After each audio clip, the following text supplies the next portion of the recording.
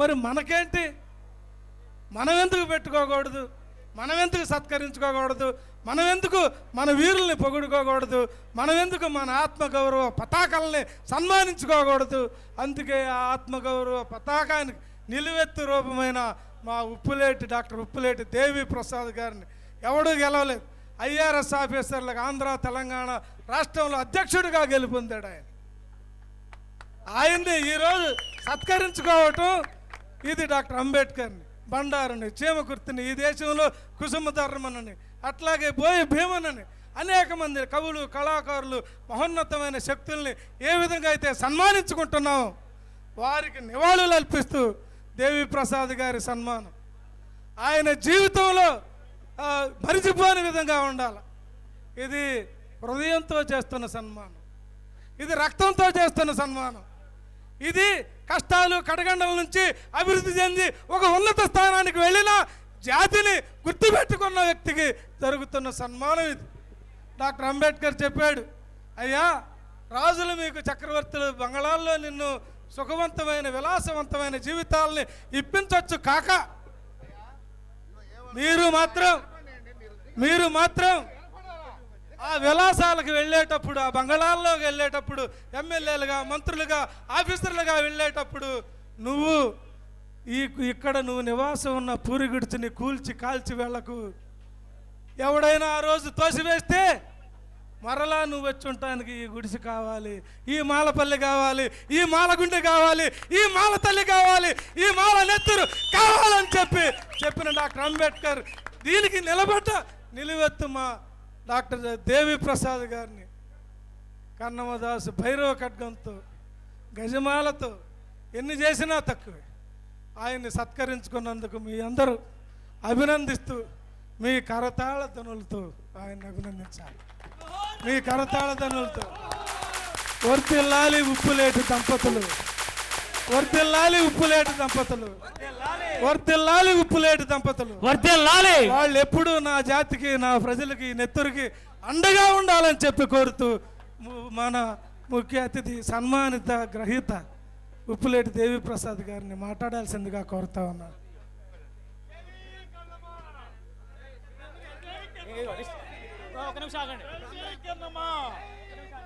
జై జై కన్నమ్మ.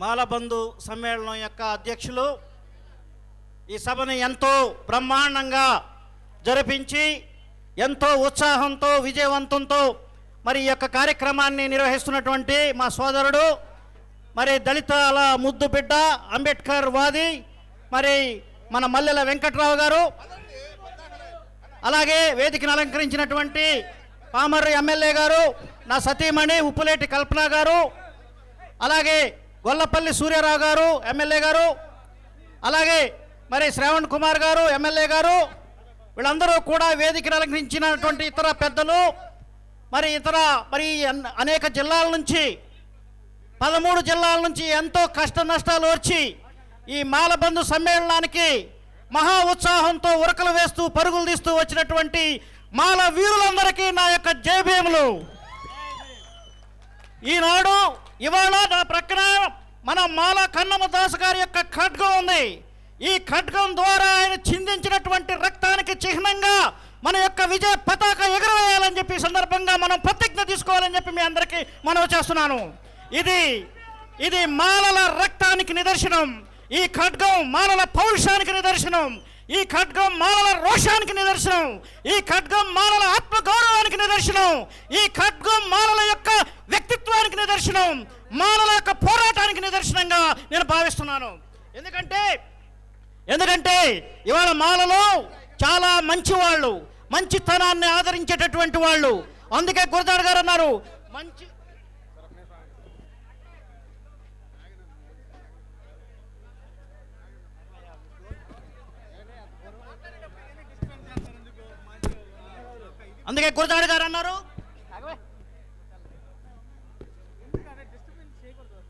అందుకే గురజాడ గారు అన్నారు, మంచి అన్నది మాల అయితే మాల నేనవుతానని ఒక బ్రాహ్మణుడు చెప్పినటువంటి విషయాన్ని మనం ఈ సందర్భంగా గుర్తు చేసుకోవాలి.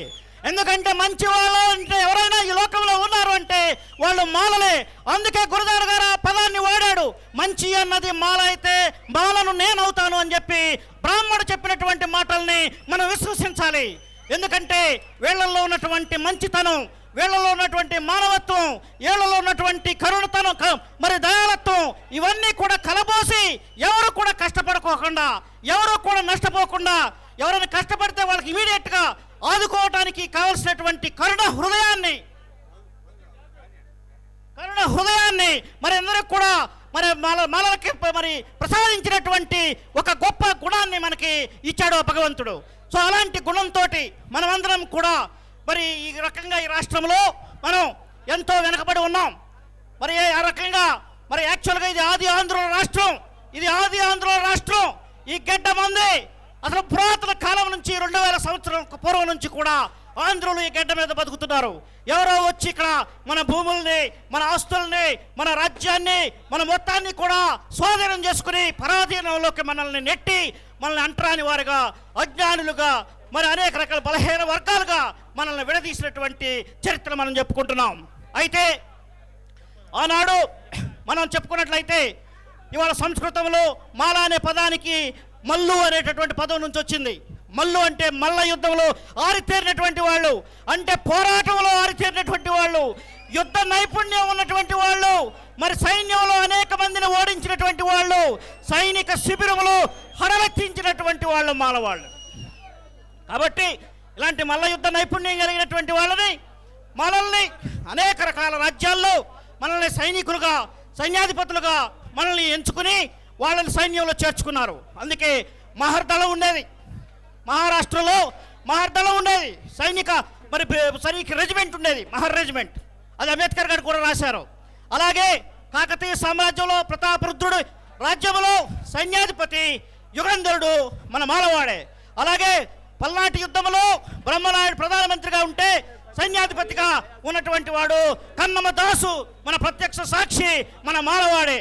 కాబట్టి మాలలందరూ కూడా సైన్యాధికారులుగా, సైనికులుగా, మరి ప్రజల తరపున వాళ్ళ రక్షణ కోసం పోరాడి ప్రాణాలు ఇచ్చినటువంటి త్యాగశీలుగా మనకి చరిత్ర చెబుతుంది.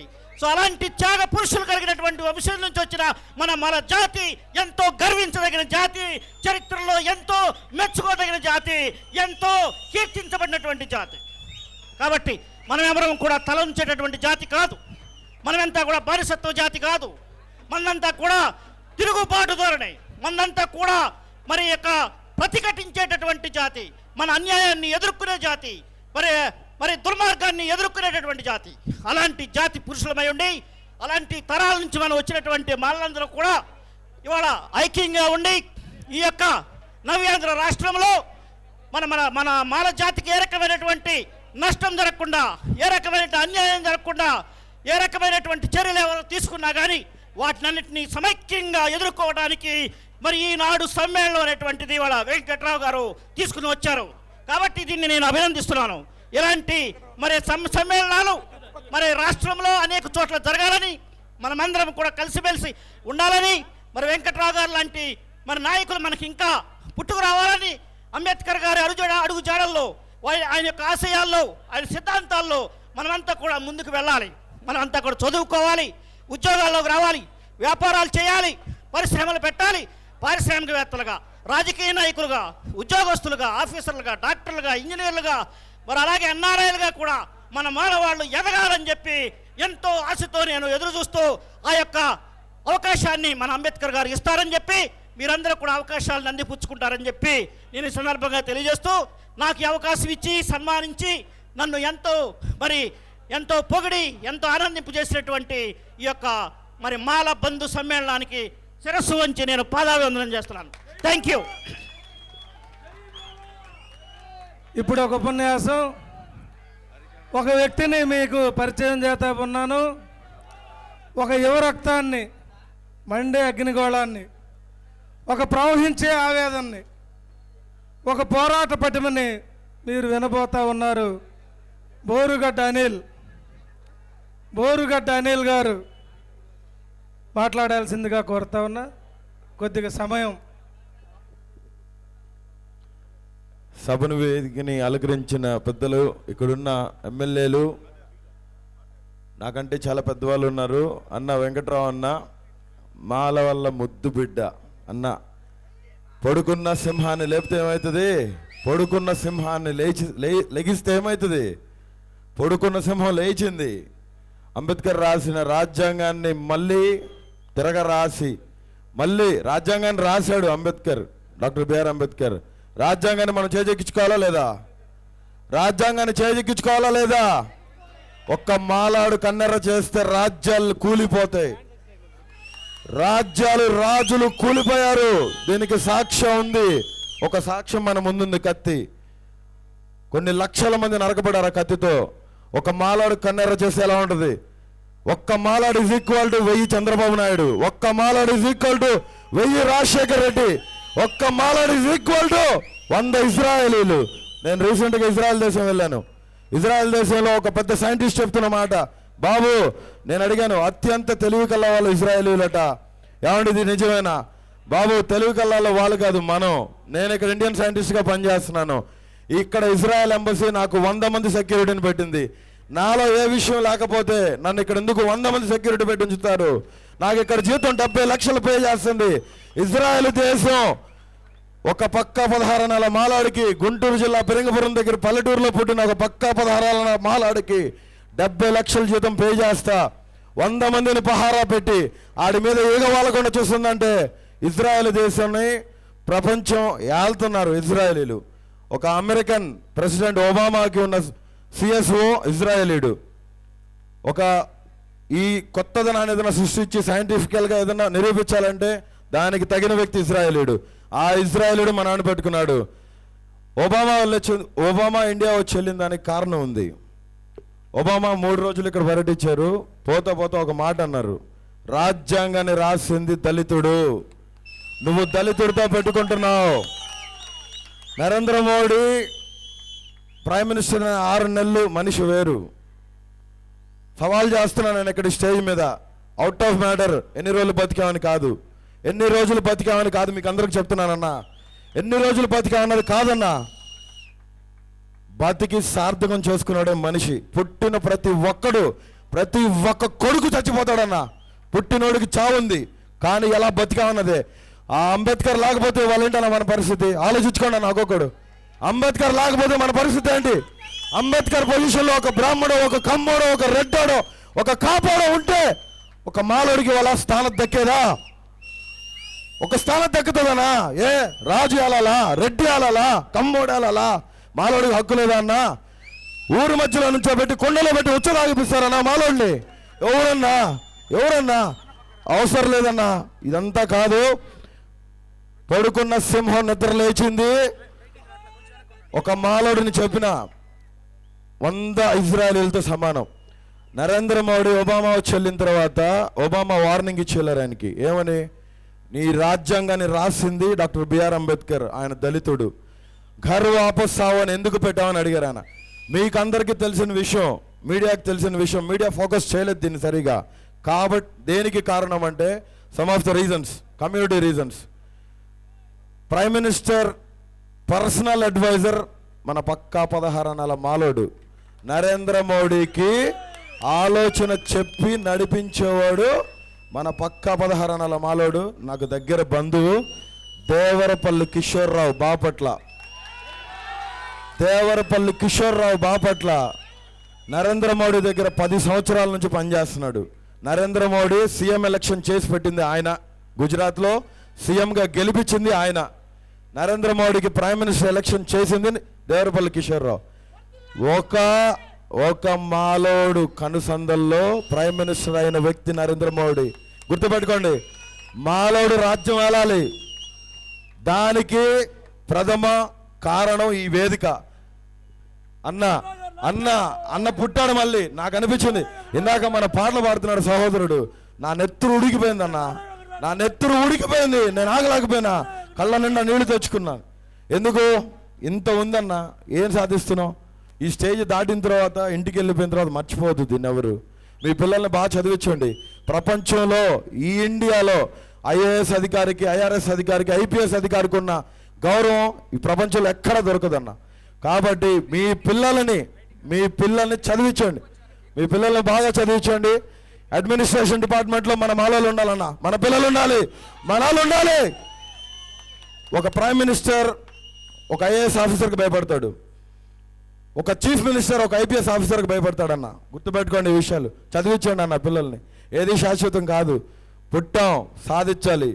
మనకున్న పిల్లలకి మనం బాట వేసిపోవాలి. ఆ రకంగా బాట వేయకపోతే నువ్వు లేవు నేను లేను, మాలోడిగా గుర్తింపు అనేది ఈ దేశంలో లేదన్న మనకి. దానికి మనకు పితామహుడు డాక్టర్ బిఆర్ అంబేద్కర్ చరిత్ర రాసి చరిత్రను మన చేతికి అప్పచెప్పిపోయాడు. నిద్రపోవద్దు, లెగవండి, సింహాలయ ప్రజ్వరులనా, ఈ లోకంలో ఏది శాశ్వతం కాదు అనా. నేను సభావేదికగా ఒకటే చెప్పదలుచుకున్నా, నేను లండన్లో చదువుకున్నా. మా ఫాదర్ నన్ను లండన్లో చదివించారు. 3 years లండన్లో ఉన్నానన్న. మా ప్రొఫెసర్ ఒక ఆయన తెలుగు, ఆయన 25 సంవత్సరాలు తెలుగు, అతను హైదరాబాద్ అతను నేను అడిగా, సార్ ఇక్కడ బాగా సంపాదించారు, మీరు ఏమన్నా చేయొచ్చు కదా సార్ అంటే, బాబు అక్కడికి వచ్చి చేయాలంటే లంచాలు ఇవ్వాలి, కమ్మోడో రెడ్డోడో నాయుడో ఎవడి కింద పనిచేయాలి. నాకు ఆ మానవత్వం చంపుకునే ఉద్దేశం లేక నేను ఇక్కడే సెటిల్ అయిపోయాను. నేను చదువుకున్నాను అన్న, MBA చేశాను, నేను అక్కడ బాగా చదువుకున్నాను, మంచి జాబ్ వచ్చింది. మా ఫాదర్కి చెప్పాను, నేను ఇక్కడ ఉండను, నేను వచ్చేస్తున్నా డాడ్. ఎందుకురా, ఏదో ఒకటి చేయాలి, పుట్టాను, చదువుకున్నాను, మంచి జాబ్ ఉంది నాన్న, ఇదంతా కాదు, సపరేట్గా థింక్ చేస్తున్నాను, నాకు డిఫరెంట్ కావాలి. దాంట్లో నుంచి పుట్టిందే నా సైమన్స్ అమృత ఫౌండేషన్స్. గుంటూరులో ఎవరు చేయలేని పని మేము చేసామన్నా. నేను అన్న ఆనంద్ ప్రొఫెసర్ నా తోడుండి పనిచేస్తున్నాడు, నా దగ్గర ఉన్నాడు మా బ్రదర్. నాకు ఆలోచన చెప్పి సో మెనీ పొలిటికల్ లీడర్స్కి అడ్వైజర్ ఇతను. చాలా పెద్ద వాళ్ళు కాల్స్ చేస్తారు, ఢిల్లీ నుంచి కాల్స్ వస్తాయి ఇతనికి. ఇతని ఆధ్వర్యంలో స్వైన్ ఫ్లూ, దేశాన్ని వణికిస్తున్న స్వైన్ ఫ్లూని, దానికి ఉచిత మెడిసిన్ అన్న, ఒక్కొక్క మెడిసిన్ 1000 రూపాయలు ఖరీదు. నా ఫౌండేషన్స్ నుంచి నేను కొన్ని వేలు పంచా గుంటూరులో. నేను విజయవాడలో ప్రోగ్రామ్ చేయబోతున్నా. ఫస్ట్ నుంచి నేను ఏసీ కాలేజ్ నుంచి స్టార్ట్ చేశాను అన్న. అట్లాగే కొత్తగా ఆలోచించండి, మనం అంటే భయపడాలి. రాజులు, రాజ్యాంగం, సామంతులు, మంత్రులు ప్రతి ఒక్కళ్ళు మనం లేకుండా విజయం అనేది లేదు. మన ఓటేయకుండా ఎవడైనా గెలిచేది, మన మాలోడు ఓటేయకుండా ఎవడైనా సీఎం అయ్యేది. మన ఓటు లేదే ఇంకొకడు లేడు. దాన్ని వాళ్ళు అలసుగా తీసుకొని వాడుకుంటున్నారు. ఈ శుభముఖంగా ఈ అవకాశం ఇచ్చి నన్ను మాట్లాడిచ్చి అన్నకి హృదయపూర్వక వందనాలు చెప్తూ, అన్నని అందరి మనిషి, అందరి మనిషి ఇంకా ముందుకు పోవాలంటే ఇంకా ముందు ఫుల్ సపోర్ట్ కావాలి. కాబట్టి నేను చెప్తున్నా, నా సపోర్ట్ అన్ని విధాల, ఈవెన్ నా ప్రాణంతో సహా నేను అన్నకి ఇస్తున్నాను. నేను అన్నకి చెప్తున్నా, ఇప్పుడు అన్న నువ్వు ఏ పనైనా చేయి, స్టేట్లో ఒక రైవలరీ తీసుకురావడానికి ముందడిగేసిన వ్యక్తి మల్లెల వెంకట్రావు అన్న. దీన్ని ఫుల్ సపోర్ట్ చేస్తూ అందరం కలిసి పనిచేయాలని సభాముఖంగా కోరుతూ మీకు అందరికీ హలో హాయ్ అని చెప్తూ సెలవు. జై భీమ్, జై భీమ్, జై భీమ్. జోహార్ డాక్టర్ బిఆర్ అంబేద్కర్, జోహార్ డాక్టర్ బిఆర్ అంబేద్కర్, జోహార్ డాక్టర్ బిఆర్ అంబేద్కర్, జోహార్. జై Bhim, Jai Bhim, Jai Bhim, Jai Bhim, Jai Bhim. Jai Bhim. Thanks for everything. జిందాబాద్ మల్లెల వెంకట్రావు గారు. మిత్రులారా దయచేసి కూర్చోండి. బండారు పద్మ గారు రావాలి, ముందుకు రావాలి.